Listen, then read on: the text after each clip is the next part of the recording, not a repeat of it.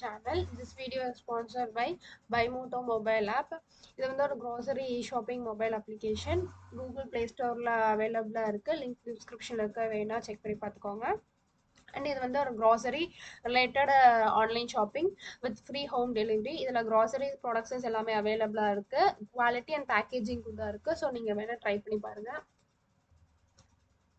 Next நம்ம இப்போ டேரெக்டாக வீடியோக்குள்ளே போயிடலாம். HTML மோஸ்ட்லி எல்லா டாபிக்ஸும் கவர் பண்ணியாச்சு.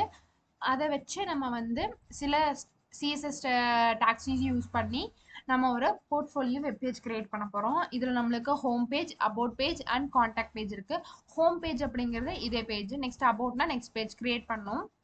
நெக்ஸ்ட் காண்டாக்ட் பேஜுங்கிறது நெக்ஸ்ட் வீடியோவில் கிரியேட் பண்ணணும். இது நம்மளோட ஹோம் பேஜ். இதோட டைட்டில் இங்கே இருக்குது.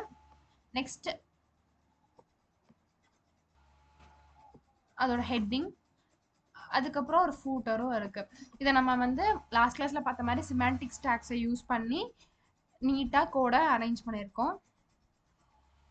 ஃபஸ்ட்டு வந்து ஷிஃப்ட் அண்ட் 1 கொடுத்து பேசிக்கான ஒரு ஸ்ட்ரக்சர் க்ரியேட் பண்ணிவிட்டு நம்ம டைட்டில் கொடுத்துருக்கோம், my portfolio home.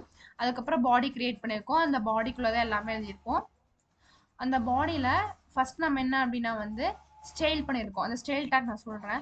Next header அப்படிங்கிறது என்னன்னா, இந்த ஃபர்ஸ்ட் கொடுத்துருக்கோம்ல வெல்கம் டு மை போர்ட்ஃபோலியோ, அது எல்லாமே ஹெட்டருக்குள்ளே கவர் ஆகும். அந்த ஹெட்டர் H1 டேக்கும். நெக்ஸ்ட் வந்து நம்ம nav பார் சொன்னோம் இல்லையா, சிமெண்டிக்ஸ் டேக்ல யூஸ் பண்ணுறது, அதுதான். எல்லா டேக்ஸும் ஒரே லைனில் இந்த மாதிரி ஸ்லாஷ் யூஸ் பண்ணி பண்ணுறது தான் nav டேக். இது ஸ்டைலிங் யூஸ் பண்ணாலும் கேப் வச்சு பேடிங் வச்சு பண்ணிக்கலாம். நம்ம இப்போ சிம்பிளாக HTML யூஸ் பண்ணுறதுனால nav டேக்குள்ள A டேக் லிங்க் மட்டும் கொடுத்துருக்கோம். ஹோமை கிளிக் பண்ணால் எனக்கு இண்டெக்ஸ் பேஜ் வரணும், அபவுட் கிளிக் பண்ணால் அபவுட் பேஜ் வரணும், காண்டாக்ட்னா காண்டாக்ட் HTML பேஜஸ் வரணும் அப்படின்னு. நெக்ஸ்ட் செஷன் அப்படிங்கிறதுல என்ன இருக்கும் அப்படின்னா, நம்ம எப்போ போல H2 take and P take use பண்ணியிருக்கோம், அண்ட் இமேஜ் டேக் யூஸ் பண்ணியிருக்கோம், நம்ம ஆல்ரெடி பார்த்தது.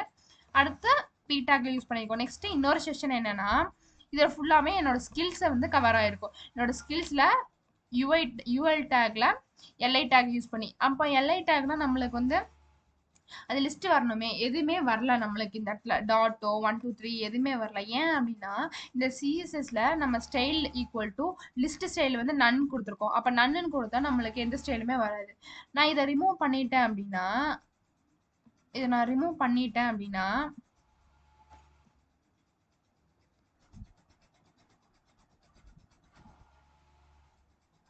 இப்போ ரெஃப்ரெஷ் பண்ணா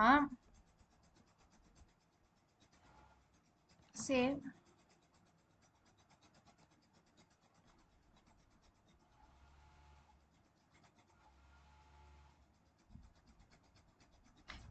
ஏன் வரலன்னா நான் வந்து லிஸ்ட் பேடிங் 0ன்னு ரிமூவ் பண்ணிட்டு ரெஃப்ரெஷ் பண்ணால் வந்துடும். இங்கே இருக்குது பார்த்தீங்களா, நான் இப்போ ஸ்டைல் கொடுத்தனால தான் நம்மளுக்கு அது வந்துருச்சு. ஸோ UL டேக்ல நம்ம வந்து அந்த ஸ்டைலை நம்ம வந்து ரிமூவ் பண்ணணும் அப்படின்னா, அந்த ஐகான்ஸஸ்லாம் நம்ம ரிமூவ் பண்ணோம்னா ஸ்டைல்,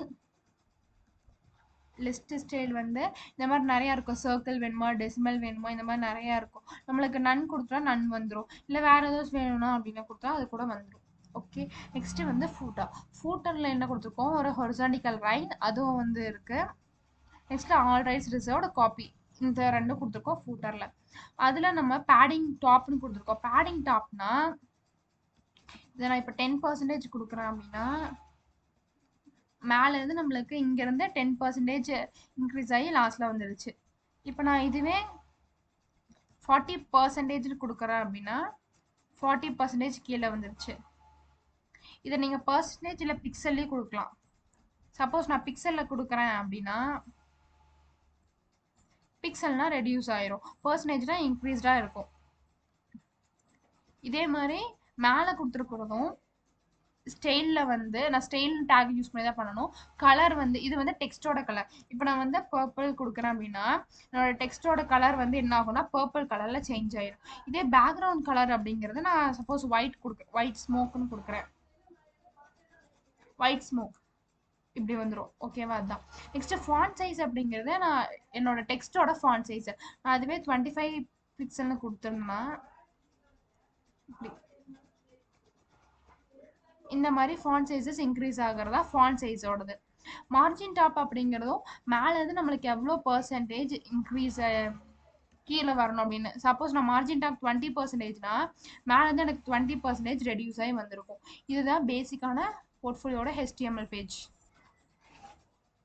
இந்த இமேஜ் டேக்ல வந்து நான் இது ஆல்ரெடி டவுன்லோட் பண்ணியிருக்கேன். ஸோ அதனால தான் வந்திருக்கு.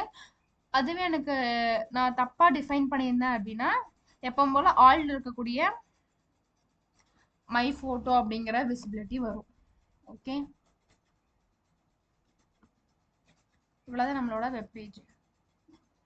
அண்ட் லைக், ஷேர், சப்ஸ்கிரைப் பண்ணுங்கள்.